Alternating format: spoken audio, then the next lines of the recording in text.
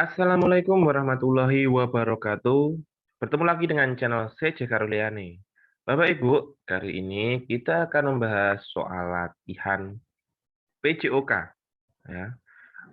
PPBK 2021 kompetensi profesional, persiapan seleksi tahap 3 beserta kunci jawaban dan pembahasannya. Seperti biasanya, kita langsung menuju nomor 1. Terjadinya cedera saat aktivitas gerak pada peserta didik, hendaklah guru PJOK memperhatikan ciri-ciri terjadinya cedera antara lain rubber, memerah ya, tumor, bengkak, kalor, panas, dolor, nyeri, dan function, laisa, penurunan fungsi. Ciri-ciri yang muncul pada cedera kalor ditandai dengan A. Terjadinya peningkatan suhu pada area bagian tubuh yang terjadi cedera, B. Terjadinya pembengkakan pada area bagian tubuh yang cedera.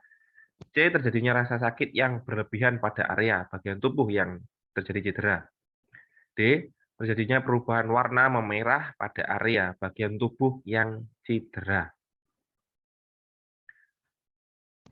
Ciri-ciri yang muncul pada cedera kalor ya, panas.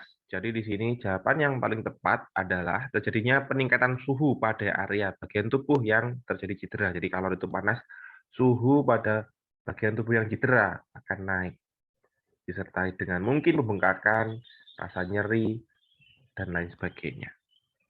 Jadi jawabannya adalah A.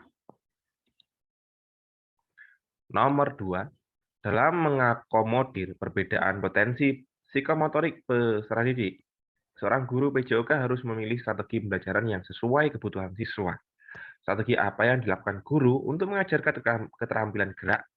A. Memilih satu orang peserta didik menjadi model, role model ya. B. Menunjuk teman sebaya sebagai tutor. C. Mengelompokkan peserta didik sesuai kemampuan psikomotoriknya. D. Memodifikasi permainan sesuai pertumbuhan dan perkembangan anak. Pembahasannya di sini, jawabannya adalah D. Memodifikasi permainan sesuai pertumbuhan dan perkembangan anak. Ranah psikomotorik adalah ranah yang berkaitan dengan skill atau kemampuan bertindak setelah seorang menerima pengalaman belajar tertentu. Aspek kognitif menjadi aspek utama dalam banyak kurikulum pendidikan dan menjadi tolak ukur penilaian perkembangan anak. Kognitif yang berasal dari Latin cognitio memiliki arti pengenalan yang mengacu kepada proses mengetahui maupun kepada pengetahuan itu sendiri. Ranah afektif adalah materi yang berdasarkan segala sesuatu yang berkaitan dengan emosi seperti penghargaan, nilai, perasaan, semangat, minat, dan sikap terhadap suatu hal. Jadi di sini jawabannya adalah D, Bapak Ibu. Memodifikasi permainan sesuai pertumbuhan dan perkembangan anak. Nomor 3. Guru PJOK harus dapat mempertimbangkan penggunaan modifikasi permainan dengan alasan kecuali A berolahraga dengan peralatan dan peraturan yang dimodifikasi akan mengurangi cedera peserta didik. Benar. B. Pembelajaran yang dimodifikasi akan mampu mengembangkan keterampilan peserta didik lebih cepat dibanding dengan peralatan standar. C. Pembelajaran modifikasi tidak menumbuhkan kegembiraan dan kesenangan peserta didik dalam situasi kompetitif. D. Peserta didik belum memiliki kematangan fisik dan emosional seperti orang dewasa. Nah, di sini jawaban yang paling benar adalah C. Tapi kita lihat jawabannya. Ya, jawabannya adalah C. Pembelajaran modifikasi tidak menumbuhkan kegembiraan dan kesenangan peserta didik dalam situasi kompetitif. Modifikasi itu sendiri mempunyai keuntungan dan keefektifan ya, yang meliputi meningkatkan motivasi dan kesenangan siswa dalam pembelajaran penjaskes, orientasi pembelajaran olahraga dan permainan yang dimodifikasi ke dalam penjas, yaitu menimbulkan rasa senang ya dalam game. Hal ini tentu akan mendorong motivasinya untuk berpartisipasi dalam mengikuti pembelajaran penjaskes. Akhirnya anak akan memiliki kesempatan untuk aktif bergerak sehingga tujuan pembelajaran untuk meningkatkan kebugaran anak akan tercapai. Meningkatkan aktivitas belajar siswa, prinsip dalam modifikasi olahraga dan permainan adalah aktivitas belajar learning activity. Jadi jawabannya adalah C. Pembelajaran dimodifikasi tidak menumbuhkan kegembiraan. Ini yang kecuali ya. Ingat kecuali. Jadi A, B, dan D itu benar. Tapi ini kecuali, jadi yang salah.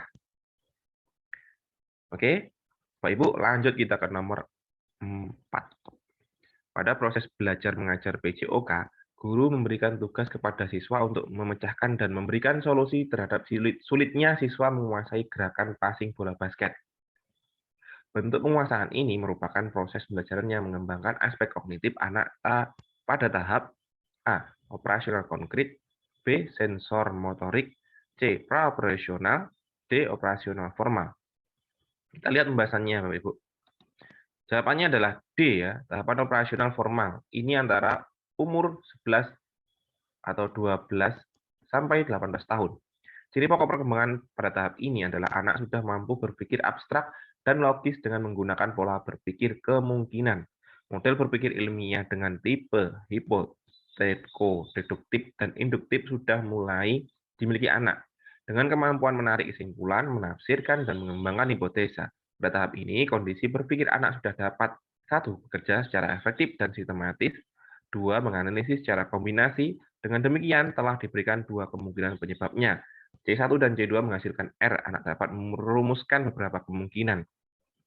3. Berpikir secara proporsional, yakni menentukan macam-macam tentang C1, C2, dan R misalnya. 4. Menarik generalisasi secara mendasar pada satu macam sisi. Pada tahap ini, mula-mula Piaget percaya bahwa sebagian remaja mencapai formal operation paling lambat pada usia 15 tahun. Tetapi berdasarkan penelitian maupun studi selanjutnya menemukan bahwa banyak siswa bahkan mahasiswa walaupun usianya telah melampaui belum dapat melakukan formal operation. Jadi jawabannya adalah D, operasional formal. Nomor 5, ada peserta didik saat proses pembelajaran berlangsung sering mengganggu temannya yang lain, bahkan dalam bentuk kejahatan. Tindakan penanganan guru PJOK atas masalah yang bersifat perspektif, kecuali A. Menggalakkan kegiatan ibadah, B. Seleksi terhadap budaya asing, C. Memberi nasihat dan hukum agar tidak mengulangi, D. Memfasilitasi kegiatan pengembangan bakat dan minat. Nah, di sini yang ditanyakan adalah bersifat perspektif, dan yang paling penting adalah kecuali. Ya, kecuali itu apa? Nah, kita lihat. A. Menggalakkan kegiatan ibadah, itu benar. B. Seleksi terhadap budaya asing. Nah, kita lihat lainnya dulu, jawaban lain ya. C. Memberikan nasihat dan hukum agar tidak mengulangi. Ini benar. D. Memfasilitasi kegiatan pengembangan bakat dan minat. Nah, yang disebut perspektif itu apa? Kita lihat jawabannya ya. Pengertian perspektif secara umum merujuk pada suatu perangkat nilai, perangkat gagasan, kerangka konseptual, dan perangkat asumsi yang berpengaruh terhadap persepsi seseorang sehingga akhirnya akan mempengaruhi tindakan seseorang yang berada dalam kondisi tertentu. Nah, di sini jawabannya adalah B, yaitu apa? Seleksi terhadap budaya asing. Nah, di sini tidak perlu, karena di sini adalah perspektif.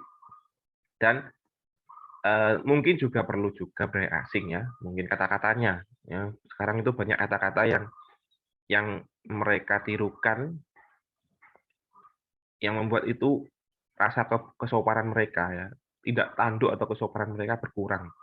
Nah, inilah penurunan moral siswa seperti ini. Kita harus saring, benar-benar saring pelajaran-pelajaran yang bermanfaat untuk mereka.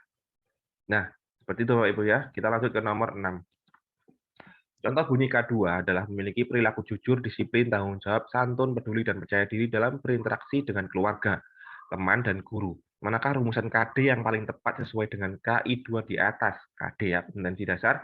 A. Menghargai tubuh dengan seluruh perangkat gerak dan kemampuannya sebagai anugerah Tuhan yang tak ternilai. B. Mengetahui bagian-bagian tubuh manusia dan kegunaannya. C. Menunjukkan perilaku percaya diri dalam melakukan berbagai aktivitas fisik dalam bentuk permainan. Dia mempraktikkan pola gerak dasar lokomotor yang dilandasi konsep gerak dalam berbagai bentuk permainan sederhana. Nah, rumusan KD. Bagaimana cara merumuskan KD? Kita lihat pembahasannya ya. Ada beberapa syarat yang harus dipenuhi untuk dapat merumuskan KD yang baik adalah sebagai berikut. 1. Rumusan tujuan yang dibuat harus berpusat pada siswa, mengacu kepada perubahan tingkah laku subjek pembelajaran yaitu siswa sebagai peserta didik. 2. Rumusan KD harus mencerminkan tingkah laku operasional yaitu tingkah laku yang dapat diamati dan diukur, yang dirumuskan dengan menggunakan kata-kata operasional. 3. Rumusan KD harus berisikan makna dari pokok bahasan atau materi pokok yang akan diajarkan pada saat kegiatan belajar mengajar. Kunci jawabannya adalah C, Bapak Ibu. Jadi menunjukkan perilaku percaya diri dalam melakukan berbagai aktivitas fisik dalam bentuk permainan. Oke, kita lanjut. Nomor 7. Pada proses pembelajaran siswa ditugaskan guru untuk merangkai gerak senam irama dan dapat memeragakan secara berpasangan. Senam irama ya. Rangkaian gerak senam irama termasuk pada pola gerak A. Lokomotor, B. Non-lokomotor, C. Lokomotor, dan stabilisasi, D. Manipulatif. Senam irama, Bapak Ibu mengerti kan senam irama? Senam irama adalah senam yang menggunakan musik dan mungkin irama tertentu ya. Kita lihat bahasanya. Pola gerak stabilitas adalah ini kita yang belum tahu pola gerak stabilitas itu apa. Mempertahankan keseimbangan baik dalam situasi diam ataupun bergerak. Misalnya duduk, berdiri dengan satu kaki, diangkat ke belakang, berjalan, jengket, lari zigzag. Jawabannya adalah C. Lokomotor dan stabilisasi. Lokomotor gerakan roda 4 dan stabilisasi, yaitu keseimbangan. Oke, jawabannya C, Bapak Ibu. Langsung saja. Lanjut ya. Dalam pembelajaran PJOK dikenal istilah hukum mekanika yang mengaji sebab terjadinya gerak dan hasil gerakan dengan pertimbangan asas-asas mekanika. Ilmu yang mengkaji hukum mekanika gerak tersebut adalah A. Fisiologi, B. Kinesiologi, C. Anatomi, D. Ergofisiologi. Nah, kita lihat bahasanya ya, masing-masing ini pengertiannya apa. Fisiologi adalah ilmu mekanis, fisik, dan biokimia fungsi manusia yang sehat, organ-organ mereka, dan sel-sel mereka yang tersusun. Tingkat utama fokus dari fisiologi adalah pada tingkat organ dan sistem. Kinesiologi adalah ilmu yang mempelajari tentang gerakan tubuh manusia maupun non-manusia. Ilmu kinesiologi tertuju pada prinsip-prinsip dan mekanisme gerakan, fisiologi, biomekanika, dan anatomi. Anatomi adalah cabang dari biologi yang mempelajari susunan tubuh makhluk hidup. Istilah anatomi digunakan ilmu tentang struktur tubuh manusia dan hewan. Sementara struktur tubuh dipelajari dalam anatomi tumbuhan.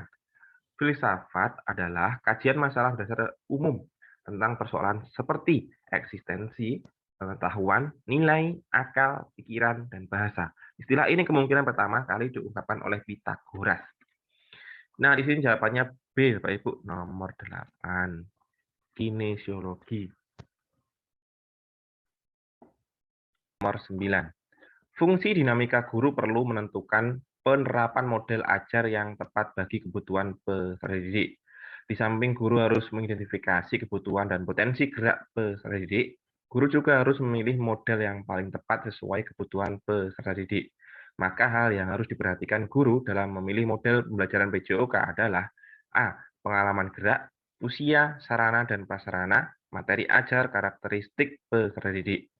B. Usia, sarana dan prasarana, materi ajar, karakteristik peserta didik. C. Budaya peserta didik, sarana prasarana, materi ajar, karakteristik peserta didik.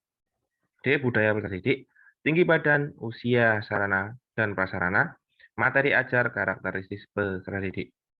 Nah, di sini jawabannya adalah A. Model diartikan sebagai kerangka konseptual yang digunakan sebagai pedoman dalam melakukan kegiatan. Model juga diartikan seperangkat prosedur yang berurutan untuk mewujudkan suatu proses, pemilihan media, dan evaluasi.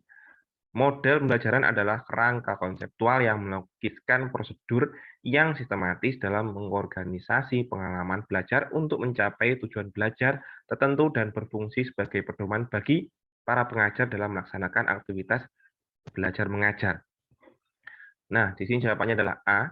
Pengalaman gerak, usia, sarana dan prasarana, materi ajar, karakteristik peserta didik. Nah, inilah yang harus diperhatikan guru dalam memilih model pembelajaran PJOK.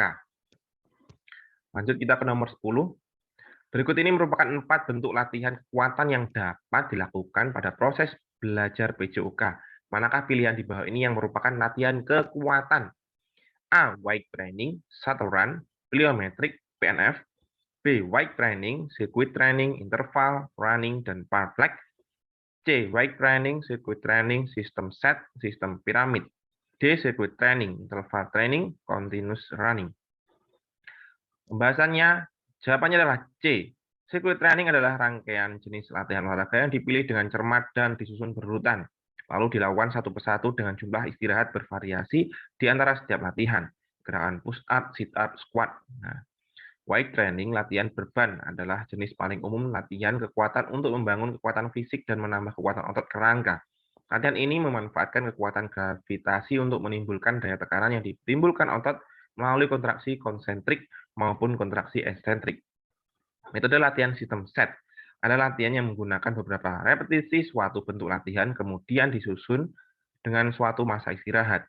Selanjutnya, melakukan lagi repetisi semula gerakan yang sama. Metode piramida adalah salah satu sistem latihan kekuatan yang dipandang memiliki efek paling baik dalam meningkatkan power. Dalam bentuk latihan ini, latihan diberikan dengan menambah beban tiap set. Akan tetapi jumlah repetisi dikurangi. Terdapat 3 jenis metode piramida, yaitu piramida tunggal, ganda, dan tanpa puncak.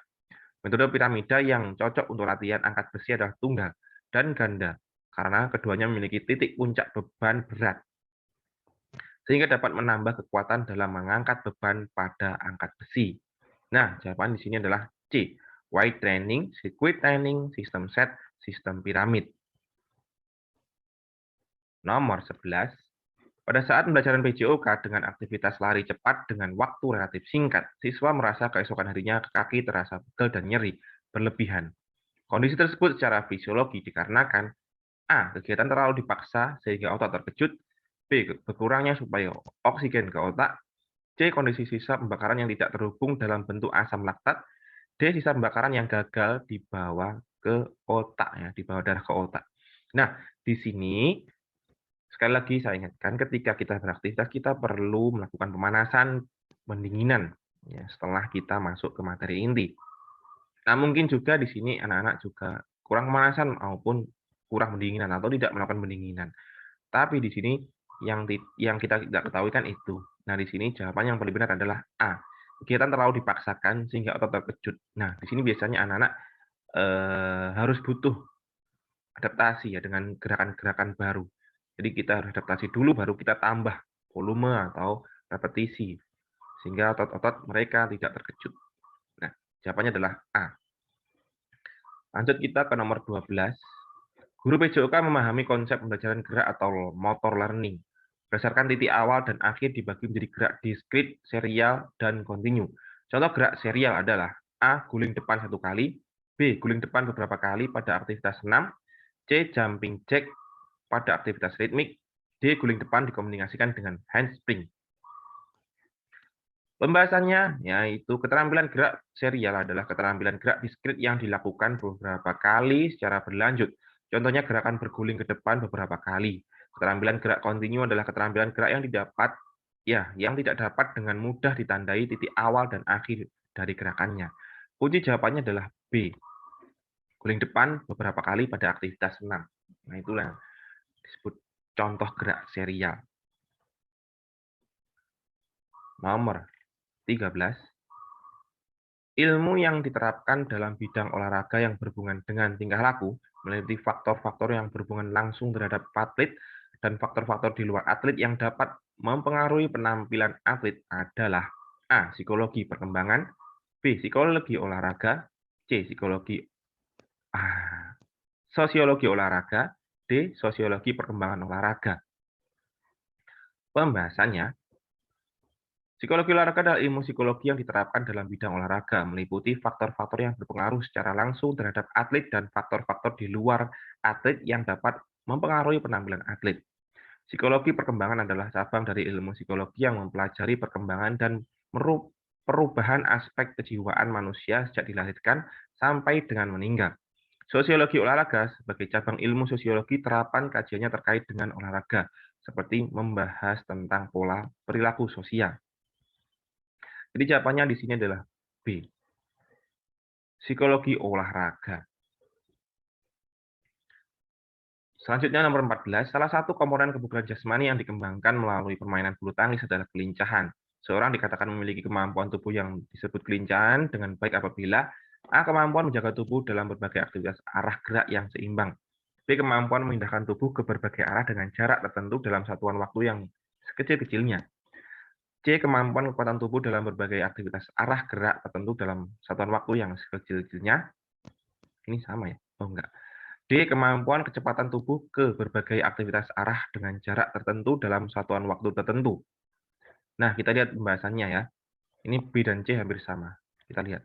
Kemampuan memindahkan tubuh ke berbagai arah dengan jarak tertentu dalam satuan waktu yang sekecil-kecilnya. Nah, jenis latihan pelincahan, lompat zigzag. Sebelum melakukan latihan ini, Anda harus mempersiapkan garis seperti tangga yang dibuat dari selotip lompat zigzag. 2 lari zigzag, 3 lari cepat bolak-balik. Nah, jawabannya adalah B. Kemampuan memindahkan tubuh ke berbagai arah dengan jarak tertentu dalam satuan waktu yang terkecil. Ini kekuatan ya, bukan arah atau memindahkan, tapi ini kekuatan yang C. Yang B adalah memindahkan tubuh. Oke, jawabannya B. Nomor selanjutnya 15 ya. Pak Maman hendak menilai Wulan pada indikator menunjukkan sikap bertanggung jawab. Dari berbagai dari berbagai alternatif butir di bawah ini yang paling sesuai untuk maksud tersebut adalah A. Lembar pertanyaan kepada Wulan. Jelaskan apa yang dimaksud dengan tanggung jawab itu. B. Tugas rumah untuk Wulan. Buatlah tulisan tentang makna bertanggung jawab terhadap kesuksesan seseorang. C. Lembar observasi untuk Wulan saat menyelesaikan tugas yang disepakati bersama antar siswa di satu kelas, yaitu mengembalikan alat atau bola setelah pembelajaran berlangsung. D. Kuesioner ya Allah. Kuesioner ya kepada orang tua Wulan. Bagaimana tanggung jawab Wulan saat di rumah. Nah, di sini kita mudah saja kalau ingin melihat tanggung jawab seseorang ketika kita mengajar ya. Kita serai tanggung jawab, misalnya kita bagi siapa yang mengambil ketika pembelajaran mau dimulai. Silakan ambil bola. Kita jadwal, kita tunjuk siswa. Nah, siapa ketika kita selesai belajar, kita tunjuk lagi. Siapa yang hari ini bertugas untuk mengembalikan peralatan, kun, bola, dan sebagainya, jaring, dan sebagainya ya. Nah, di situ kita melihat anak itu akan melakukan tugasnya atau tidak. Dan di situ juga kita lihat pentingnya mengingatkan. Perlu tidak diingatkan, atau tanpa diingatkan siswa sudah melakukan, itu tanggung jawab yang baik. Kalaupun siswa lupa, kita ingatkan supaya mereka ingat dan mau melakukannya. Nah, disinilah kita sebagai guru adalah mendidik supaya siswa lebih bertanggung jawab terhadap apa yang mereka dapat atau yang amanah dari orang lain untuk mereka. Baik, di situ jawaban yang paling benar adalah C. Lembar observasi untuk Wulan saat menyelesaikan tugas yang disepakati bersama antar siswa di suatu kelas, yaitu mengembalikan alat setelah pembelajaran berlangsung. Nah, baik, terima kasih 15 soal ini, semoga bermanfaat. Mohon maaf jika di tengah-tengah tadi terputus ya, karena ada gangguan teknis. Semoga bermanfaat. Sekali lagi, sampai jumpa di video selanjutnya, dan selamat menunggu informasi dibukanya tahap 3. Dan tetap semangat belajar, supaya nanti siap dan lulus PG ya, dan mendapatkan informasi. Amin. Saya akhiri, wassalamualaikum warahmatullahi wabarakatuh.